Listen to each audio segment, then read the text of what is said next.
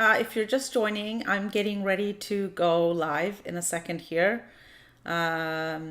Hopefully, you can hear me and everything's good.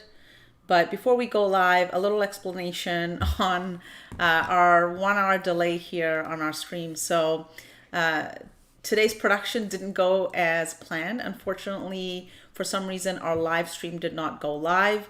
So we just found out and we'll be doing the live stream now. So as you know, my name is Donna, Imam, and I'm running for U.S. Congress in Austin, Texas, in a new, what we believe is a Democratic leading district here. And every 7 p.m. Central Time on Thursdays, I do a YouTube stream, which is available on multiple platforms. You can also watch it on Facebook if you follow me there, or on Twitter, or on Twitch, but primarily on YouTube. I do a stream and I cover the most pertinent policy things that are going on in our country and how they impact people. And so this is a way to connect with all of you. Now, today's stream did not go live on time, but hopefully we can get through all of this today. So what do we have on the agenda? Right now, we will talk about the debt ceiling. We've got good news there.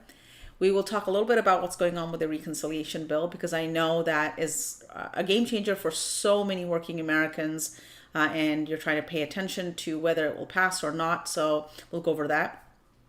We will also talk about the Pandora Papers, which were a huge revelation, but really doesn't come too much surprise to many of us who know that the very rich and the ultra powerful take part in a lot of these tax evasion schemes primarily, and money laundering schemes around the country, and what that means for us. So I will discuss a little bit of what can be done and why this is important for us to be really aware of.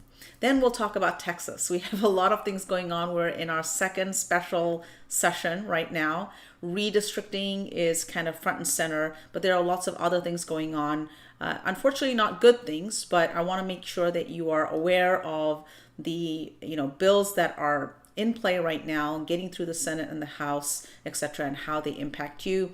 We'll talk a little bit about the sort of heartbeat law and what's happening there with a federal judge kind of putting a block on that, a temporary block.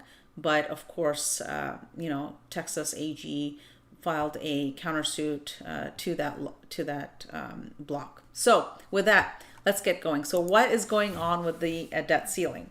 As you all know, the debt ceiling is supposed to kind of be reached or expire sometime in the middle of October. Like October 18th was a date that was floated around quite a bit.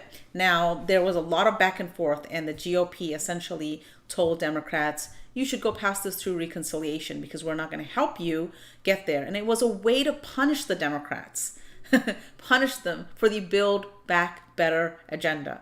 And we'll go a little bit about what's in there. And you let me know, if Democrats should be punished or not, right? So the GOP said no to this, and that they would not provide any of the votes. And of course, it was tied with the continuing resolution portion, which was basically keeping the government funded through the end of the year. That failed.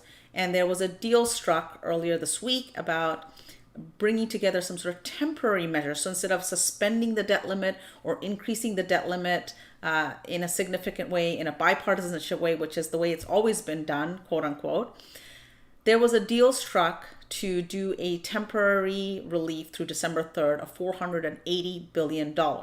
Now that vote took place while we were supposed to be streaming. So let's go look at what happened there. Oh, here we go. So this was tweeted out just after 7 p.m. Central Time. As you can see here, 11 Senate Republicans vote yes, along with 50 Democrats, to break the filibuster. And this is they're talking about a cloture vote, right?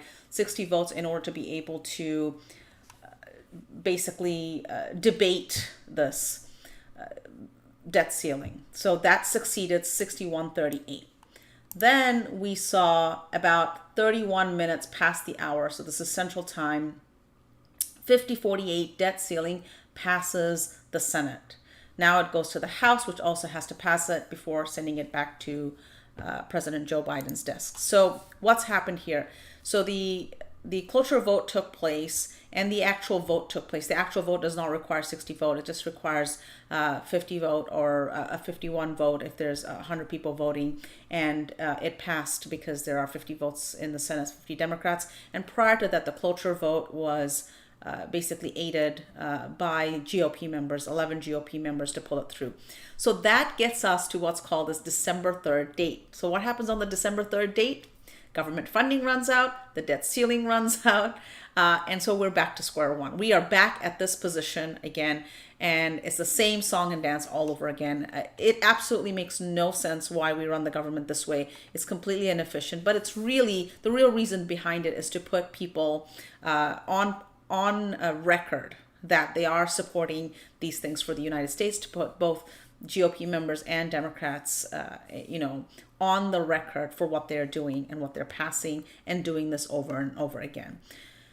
So with that, let's move to the next piece, which is the reconciliation bill. So before we talk about the reconciliation bill, just a little bit before today's stream, Speaker Nancy Pelosi issued a press release. So let's go see what's in her press release. And this is right here. And she says, the first line is, day by day, we are proceeding with a sharpened pencil to meet the challenge to build back better, which, though smaller, is still transformative. Now, what does she mean by though smaller? It's difficult to know if she's talking about it's already smaller because it's 3.5 trillion. But I think what she means here is that they're sharpening their pencils to get it lower than $3.5 trillion. Now, there's obviously a lot of debate for the first time in a long time. The Congressional Progressive Caucus, upwards of 40 Democrats have said that unless the $3.5 trillion bill passes, they will not pass the bipartisan infrastructure bill. So what is in this bill? So let's look at that real quick before we get into will this pass or not, and whether the top line number needs to come down or not. So the most important things here, you can look at it in three different buckets, three really important buckets. The first important bucket is for basically seniors in our country, people who are 65 and older, would benefit significantly, especially seniors that are on a fixed income. So you're talking about teachers, social workers, etc., that have worked their entire life, right? And now they're retired, but they have a very fixed income that they must live by. So today, right now, dental, vision, and hearing is not covered under Medicare. So every single senior is kind of on their own in terms of getting that kind of insurance and that kind of coverage, which is extremely expensive. So this bill would really, really help those people that are on a fixed income in a significant way. The second part of this Medicare portion or healthcare portion is lower prescription drug prices. And so this allows Medicare to negotiate drug prices in Medicare Part D, which is something that we really need because, as I explained multiple times before, that we pay on average 2.5 times more for the exact same drug that is sold anywhere else in the world, number one. In many cases, we pay 10 to 20 times more for the exact same drug. So we're not talking about generic versions or anything like that. We're talking about the same name brand version. And the interesting part is right now, big pharma and the right-wing side of our country are running TV ads right here in Austin, Texas, spreading misinformation about Medicare Part D and the negotiation of drug prices and how it would lower the cost of prescription drugs for all seniors 65 and older. So this is, again, bucket number one, most important bucket number one. Let's go to bucket number two. So bucket number two is working families. We're talking about universal pre-K, 3-4-year-olds, universal pre-K for them. We're talking about making the child tax credits permanent. This is anywhere between $250 and $300 per child per month, depending on the age of the child, that are credited to working families either in their bank account or come as a check every single month. That is a huge offset to something like a grocery bill for a working family and is a significant game changer for working families and families that are struggling with food insecurity and are in the bottom 50% of our country. So we're talking about universal pre-K permanent child tax credits, which will run out at the end of December. So December 31st, we run out of them, and 2021, this would make them permanent. Then we're talking about paid leave.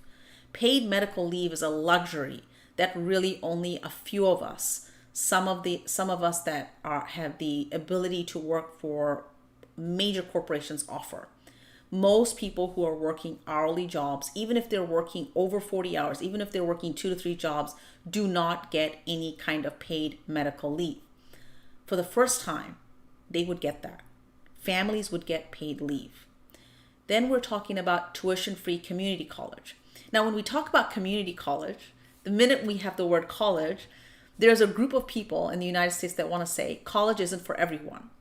But the thing that they miss out, they talk, and then when you ask them, well, how are you going to make a living? They're like, well, there's so many vocational jobs out there. Well, many of these vocational jobs require you to have skilled training. For example, much of the manufacturing that's been done in the United States right now, the automation and the equipment that you need to be able to operate for that automation requires training. And such training is actually offered in community colleges. So, number one, the 2-year community college not only helps young people in our country and families with teenagers heading, to college or wanting to go to a 4-year college, because we do need those too. For example, we need physicians, we need engineers, we need teachers, we need social workers in our country, we need people, we need lawyers, we need every kind of person, we need technologists, etc., and a majority of those professions require 4-year college degrees, and they help you with getting a much higher wage job. So this tuition-free community college, first of all, gets you halfway there to a 4-year degree, but it also helps you with these high-skilled vocational jobs if that's really what you want to do.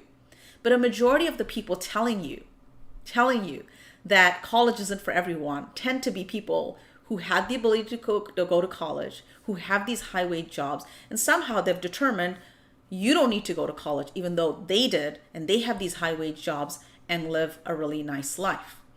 So with that is our second most important bucket that helps working families in the United States in a big, big way.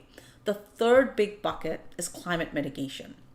So this morning I saw something on TV about all the glaciers in Switzerland melting and how much they've melted over the last 10 years. This bill has a lot in there for climate mitigation. Now, we're not going to reverse climate change in our country back to, in our world, back to the way it was, but we can mitigate some of the climate change.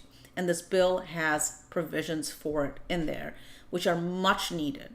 We can talk about climate change all we like, but if we don't take real action, we're not going to be able to mitigate any of it, let alone reverse it, because the reversal portion has now completely gone out of hand. Now, that's what's in the bill. As you know, this bill has been stalled because we have Senator Manchin and Senator Sinema who have publicly said that they would not vote for this $3.5 trillion bill. Now, everybody else is out there saying, well, why don't you tell us what you do want? What do you want us to cut? What is your top line number? But really, they've been very clear with what they want, which is they don't want to pass this bill at all, because Senator Sinema has been very clear. She does not want to be able to have Medicare negotiate lower prescription prices. This is a public statement, not any kind of speculation, straightforward. She's made herself very clear. And Senator Manchin has made himself very clear, saying that he doesn't want American families to get entitlements, even though this entire bill is already means tested. He's spoken about means testing multiple times, and I've gone over his interviews in our last stream, but you can see that they've been very clear. And I believe what they figured is that the bipartisan infrastructure bill would go through, that it would not be held up by the Congressional Progressive Caucus, And they wouldn't actually have to get to this point where they have to come out clearly and say what they do want and what they don't want. Now, before I show you a little bit more about this, I want to make one thing clear. This is not about a handful of 4, 6, or 10 Democratic Congress members who are on the extreme left that are holding up this bill. We are talking about upwards of 40 to 50 Democrats in the House that are saying, we want this for our communities. It's extremely popular, by the way. Over 80% of people across the board support this bill. And that includes over 90% of Democrats and over 40% of Republican voters. Because guess what? The bottom 50% of American people, whether they vote Republican or Democrat or any other way, right? These things in this bill help them in these 3 buckets. And so this is why they are very much focused on holding the line and getting this bill passed. Now, I want to show you a little bit about what is going on and why they have this leverage. So what I would like to show you is this tweet here, which was tweeted out by Sahil Kapoor, one of the journalists that covers Congress. And this was actually shared about 5 days ago or 4 days ago. And he talks about the Biden agenda and how there are these pro-cinema mailers that are being distributed in Arizona touting her infrastructure bill, almost like the bill has already been passed. So let's look at what's in here. So I'm going to click on this and show you. So this is the front of the mailer and this is the back of the mailer. And you can see at the front of this mailer, I don't know if you can read this, but I'll read it to you. When Arizona needed a leader to step up, Kristen Sinema reached across the aisle to help pass the Infrastructure and Jobs Act in a bipartisan way. So the interesting part about this is, number one, reaching across the aisle, so really emphasizing bipartisanship and then repeating that it was in a bipartisan way.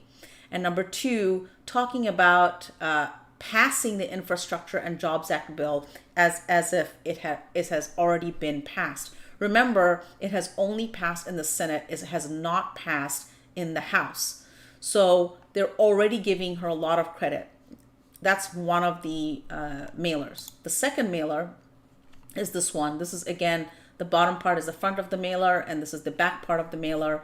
And it's very, very similar. It tells you to thank Kristen Sinema and call her at this number to ask her to keep fighting as an independent voice for Arizona's economy. It compares her to Senator McCain, who was a GOP senator.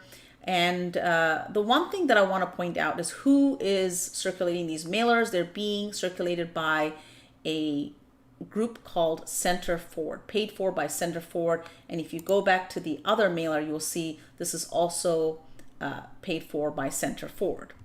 So what I want to bring to your attention is the fact that not only is Center Forward promoting Kristen Sinema as someone who is a leader. Remember, when this bill was negotiated in the Senate, both Senator Sinema and Senator Manchin were two of the key negotiators of what went in this bipartisan infrastructure bill. In fact, in front of the White House lawn next to President Biden, they were front and center touting this bill, and their belief, I believe, was that it would pass without any kind of issue and without being challenged in any way, shape, or form. And they never actually thought that it would come to a point where we have the Congressional Caucus holding up the vote. And that's why they never really prepared for how they would come out in public and talk about what they want to take out. But this is not just about the top line number. This is about what's inside the bill. I want you guys to focus on what is inside the bill. So these things, these three buckets that I've talked about are the most important thing. Remember, this is $350 billion approximately over 10 years. This money is not spent linearly per se. However, it's approximately that much per year. Now, one of the things the Democrats could do, not that I'm advocating for it, is that they could essentially cut the top line number down to whatever, but keep every single thing that's in the bill, but only for a shorter amount of time. So like 8 years or 5 years. And then the question is, after 5 years, would they be in a position to renew it and keep it, or would it be so difficult to take away from the American people like the ACA was? Remember, over the last 4 years, the GOP tried to remove ACA somewhere around 22 times and failed over and over again. So is it possible for us to have all of these things, get all of these things passed, but only for a shorter period of time, thus dialing down the top line number? It doesn't seem that way. And it doesn't seem that way because Senator Sinema has made it very clear that she is not for lowering prescription drugs. This is not speculation. This is not innuendo. This is straight up her saying that she does not believe that should be allowed. And Senator Manchin has been very specific, saying, I don't support the $3.5 trillion bill. I want there to be means testing, and more means testing. And I really don't understand why reporters don't ask him, because this bill is already means tested. Not everybody gets this. This is really for a segment of people that is targeted at the bottom part of our economy. So these are the things that are holding up this bill. And the question is, will it pass? I think there is a very good chance that some of this will pass. How that will happen and how they will bring on board the two senators that are holding it up remains to be seen. But of course, Joe Biden has a big say, because this is his Biden Build Back Better agenda. And so if he does want to pass these things, it is really important for him to find a way to bring those two senators on board. Now, I want to be very clear. I believe this agenda doesn't go far enough. Even if you expand Medicaid, which is supposed to be part of it, even if you give more money to people who have ACA, in Texas alone, we have more people that have absolutely no health insurance. Hundreds of thousands of people have no health insurance, and millions of people, even if they have some sort of health insurance, are unable to see a doctor because Texas did not expand Medicaid. And even if they did, there would be people who have ACA today but are unable to see a doctor because the deductible is too high. It's essentially a catastrophic healthcare plan. So they're unable to see a doctor when they actually need to. We have a long ways to go from this bill, which does not address the number of people that do not have healthcare coverage in Texas today. It does not address the tens of thousands, if not hundreds of thousands of dollars of student loan debt that people are really struggling to get out from under. There are many issues here that do not help. Number two, it doesn't help with lowering the cost of education going forward. So even if we, took away student loan debts, let's say, for example, we still have the future generation trying to figure out how they will get to college, right? So there are all these challenges in front of us, and this bill doesn't go far enough. However, there are lots of great things in this bill for older Americans with respect to healthcare and for working families. And that is why it's so essential for us to talk about this. It has a lot of support, like I said, both for Democrats and for Republican voters, and we should make sure that it passes and we should get it done. So with that, let's talk about the Pandora Papers. So a couple of years ago, you heard about the Panama Papers. And this is now the Pandora Papers. The Pandora Papers investigation basically involves a massive leak of somewhere around 12 million documents that were obtained by the International Consortium of Investigative Journalists and examined by news organizations worldwide. Approximately 600 or more journalists have examined these. These documents include private emails, spreadsheets, and other financial records. And an analysis of these papers show that there's a lot of evidence of tax evasion and money laundering. And some of the examples that were cited were heads of state that had purchased millions of dollars. In fact, one head of state had purchased over $100 million worth of real estate in the United States and UK. That head of state is not from either of these countries. And I bring this up because I want to tie it back to our country and the number of billionaires we have in this country and the type of impact they could have if they wanted to. Now, earlier this year, we saw reports of BlackRock purchasing real estate, single family homes. We don't know if this was BlackRock themselves or they were a front and doing it for other really wealthy people. Because a majority of these homes and real estate that were purchased and this money that was basically put away in tax shelters was done under shell companies so that they could not be tied back to these heads of state and ultra wealthy people. Now, if a billionaire in the United States decided they wanted to wreak havoc on our economy, they could, if they wanted to, buy up significant amounts of real estate, including single family homes, and create challenges for real estate in our cities. Some of the billionaires have already purchased and have bought up vast amounts of land across this country. This is publicly known that billionaires in our country, we're talking about the top 5, the top 10 billionaires that are $100 billion or worth $100 billion or more, have already done this. And this is why a wealth tax is imperative to be able to being able to equalize what is happening in our country. Here's why we need the wealth tax. Many of these billionaires have so low income. Some have almost no income. In fact, there was a report out earlier done by ProPublica that Jeff Bezos, when he was a billionaire, he wasn't a 100 billionaire, but he was still a multi-billionaire, had taken the child tax credit because his income was so low. So these billionaires are able to not just acquire wealth, grow wealth completely untaxed, and then they're able to pass on this wealth to their heirs 100% tax-free at a stepped-up basis. So a quick example on a stepped-up basis is, let's say somebody purchases a piece of real estate for $100,000. Now, when they pass away, that real estate is now worth, let's say, $1 million. Now, the heir that gets that piece of real estate would only be liable for any growth in the value of that property beyond the $1 million. So as you can see, that piece of property grew from $100,000 to $1 million in value without any kind of taxation. Wealth grows tax-free. And because they don't have income, they don't pay any taxes. This is a huge hole in our tax system.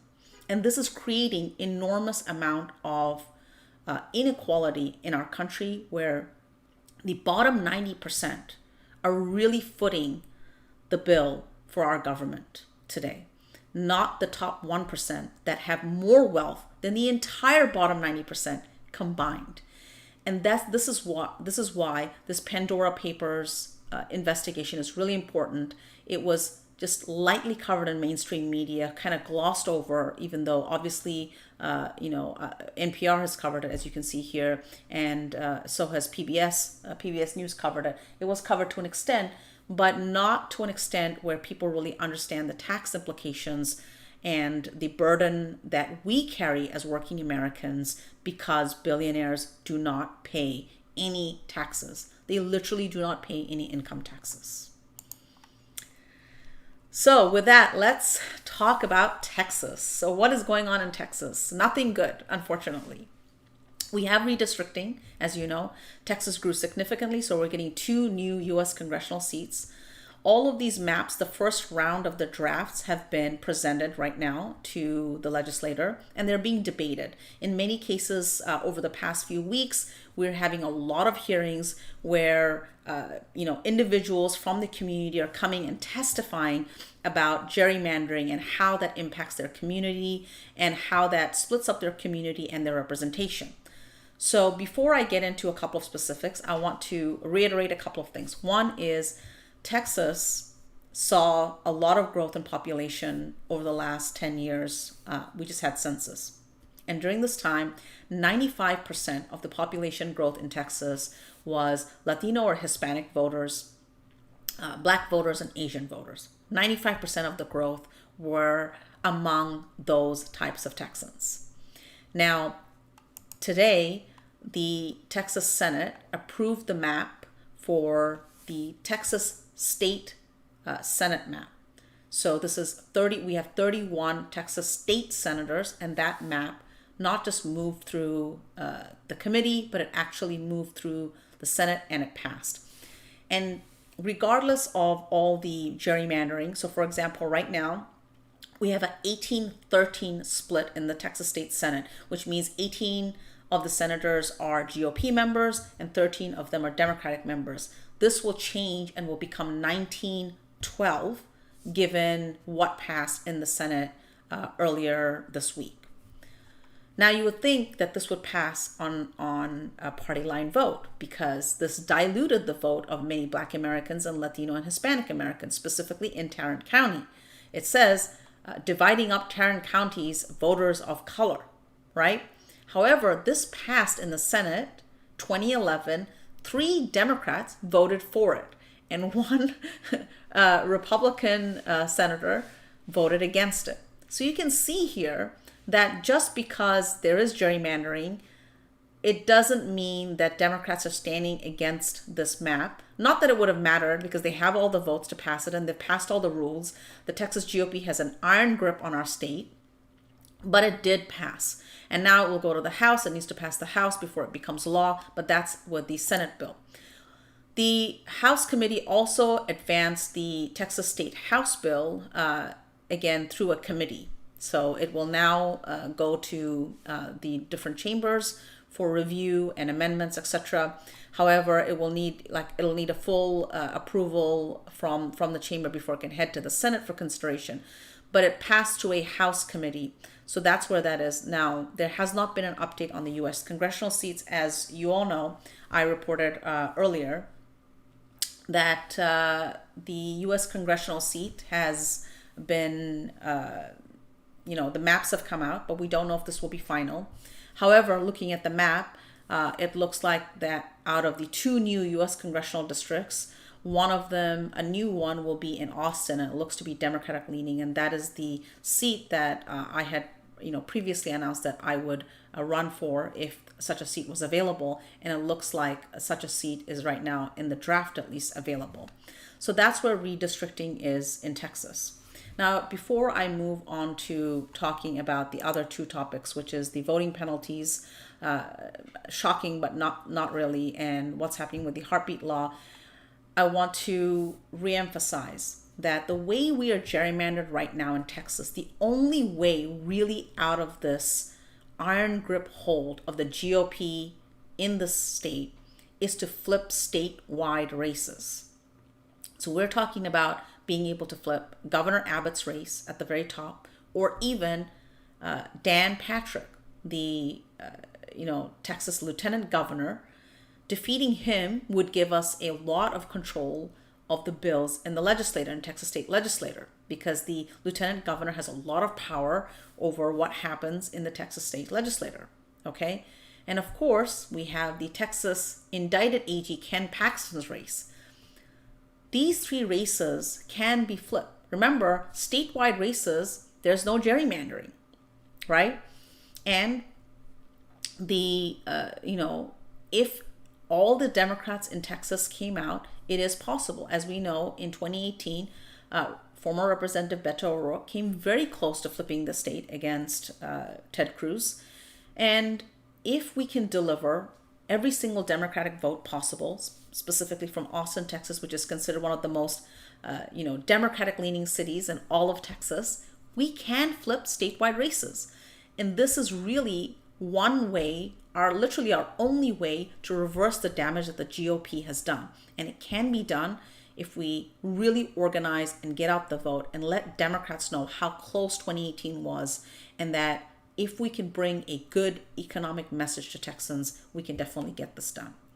So the last couple of topics, number 1 is voting penalties. I know you're asking, what are you talking about, Donna? We already went through Senate Bill 1, the massive voter suppression bill that was passed here in Texas, even after Texas Democrats left, broke quorum. They had to come back, and they had absolutely no influence over what passed. They were at the mercy of the GOP because they have trifecta hold here. Now there is a bill, Senate Bill 9, a bill that increases criminal penalties for illegal voting, and it has passed the Texas Senate, and it's on its way to the Texas State House. This is yet another bill that would make illegal voting a second-degree felony, and it was, it's just ridiculous because earlier, in 2020, the Texas AG, Ken Paxton, spent 22,000 hours looking for voter fraud in Texas, and he wasn't able to find a single case, I repeat, a single case that resulted in jail time. And so now they're making the penalties for honest mistakes on, let's say, mail-in voting a crime. And this is how they're going to prove that there's voter fraud, even though there's no evidence of widespread voter fraud, if any. And the minor cases that were found were discrepancies in addresses, or where someone had not properly, written down their accurate address, whether willingly or unwillingly. Those are the types of issues that these guys want to spend time, money, our money, going and prosecuting and spending their time on. The last bit of news is, somewhat positive, if not completely positive. And the last bit of news is that a federal judge issued a order blocking SB 8 and the way it's being implemented in Texas.